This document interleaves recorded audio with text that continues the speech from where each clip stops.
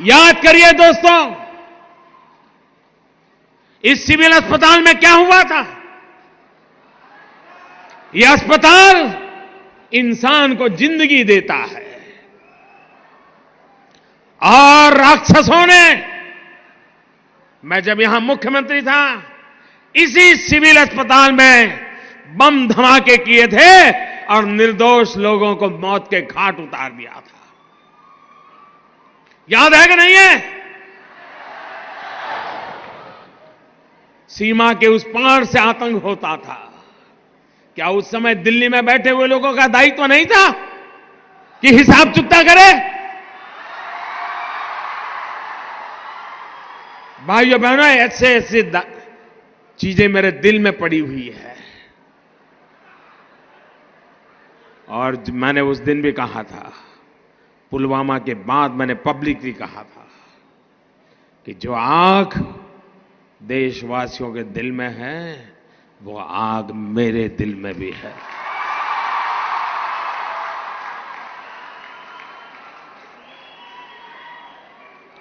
अगर उस समय सरकार में दम होता तो अहमदाबाद की सिविल अस्पताल में निर्दोषों की जान लेने वालों को वहां जाकर के भी हिसाब चुकता कर देते। भाई, मुंबई में 26/11 हुआ, निर्दोष लोगों को मौत के घाट उतार दिया गया, और हम कुछ दिन के बाद चलो अब ठीक हो गया, सब लोग काम पे लग गए। आप मुझे बताइए दोस्तों, आतंकवाद के खिलाफ लड़ना चाहिए कि नहीं लड़ना चाहिए? आतंकवाद को जड़ मूल से उखाड़ना चाहिए कि नहीं उखाड़ना चाहिए? आप मुझे बताइए, कौन पार्टी है जो ये काम कर सकती है?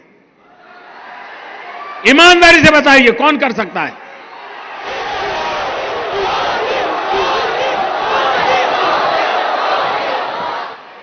हम एक तरफ गलत करने वालों को सजा दे रहे हैं, तो वहीं ईमानदारी से काम करने वालों का सम्मान भी कर रहे हैं। और भाइयों बहनों,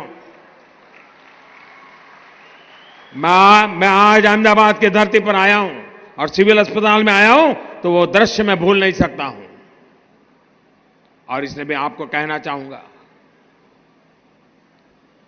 7वें पाताल में होंगे उनको भी मैं छोड़ने वाला नहीं हूं।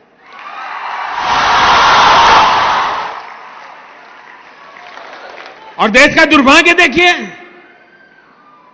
कुछ लोगों को तो पता नहीं क्या हो गया है। आज पाकिस्तान के अखबार की हेडलाइन देख लीजिए, भारत के नेताओं जो बयानबाजी करते हैं वो पाकिस्तान के न्यूज पेपर की हेडलाइन बन जाती है। ऐसे नेता ऐसी बातें करते हैं जो पाकिस्तान के टीवी पर दिखा रहा है, पाकिस्तान की पार्लियामेंट में चर्चा हो रही है। क्या ये देश हित का काम है क्या? आप ऐसी बात बोलोगे जिसे पाकिस्तान तालियां बजाए? अरे देश की जैन सेना ने पराक्रम किया है, देश की सेना ने हिम्मत दिखाई है, और मैं दोस्तों इंतजार लंबा नहीं कर सकता।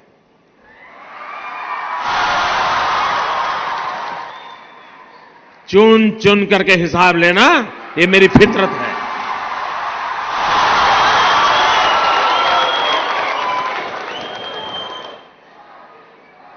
कब तक निर्दोष लोगों को मारने देंगे?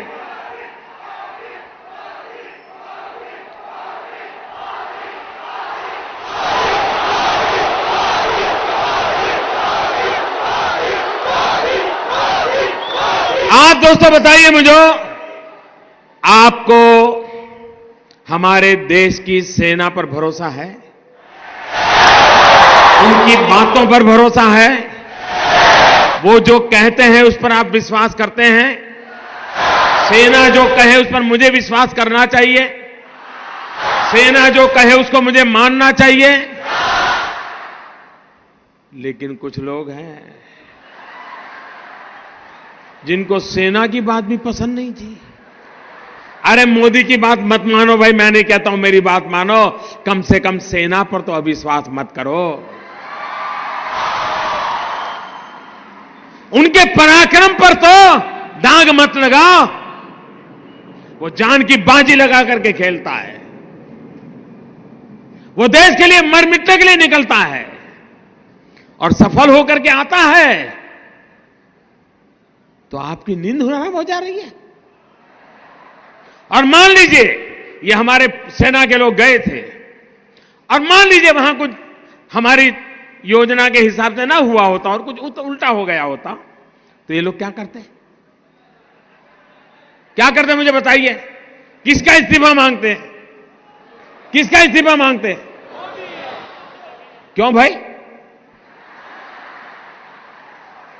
मतलब राजनीति आप कर रहे हो, अब सफल हो गए तो चिल्ला रहे हैं कि मोदी ने तो आर्मी का नाम ही नहीं देना चाहिए, जय जवान जय किसान भी नहीं बोलना चाहिए।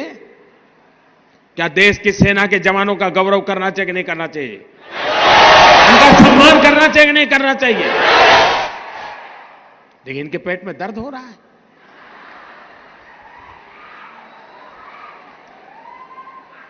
अब ये कहते हैं ये तो चुनाव वाला खेल है। जब सर्जिकल स्ट्राइक हमने पहली बार की तब कहां चुनाव था भाई?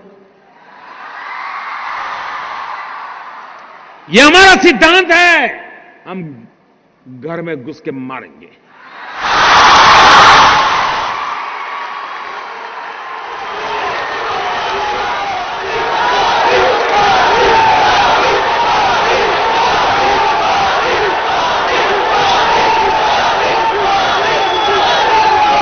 कोई देश ऐसी असहाय अवस्था में नहीं रह सकता है। 40 साल से आतंकवाद हिंदुस्तान के सीनों में गोलियां दाग रहा है जी।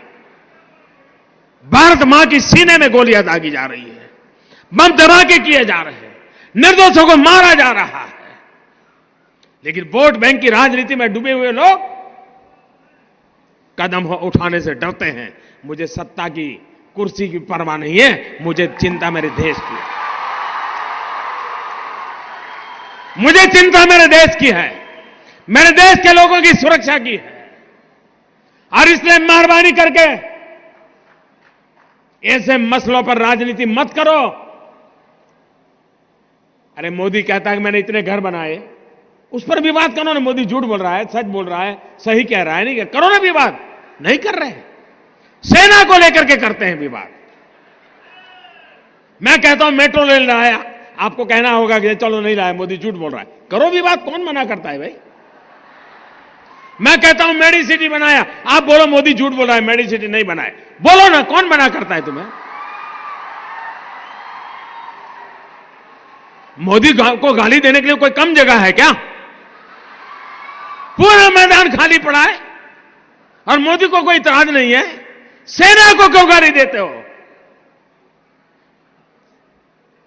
देश के वीर जवानों को क्यों बदनाम करते हो? उनका मनोबल क्यों तोड़ते हो? और इसलिए भाइयों बहनों, मैंने प्रारंभ कहा था, मैं ऐसी धरती पर आया हूं जहां मैंने उस दिन लोगों को लाशें देखी है जी, घायल हुए डॉक्टरों को देखा है, खून से लथपथ नर्सों को देखा है।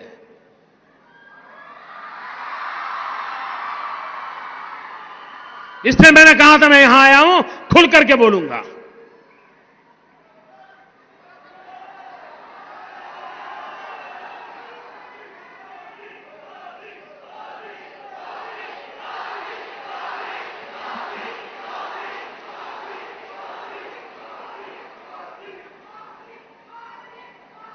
दोस्तों, जिस प्रकार से हम देश की सुरक्षा के लिए प्रतिबद्ध हैं और यह लड़ाई हमने छेड़ी है जी, या मान के चलिए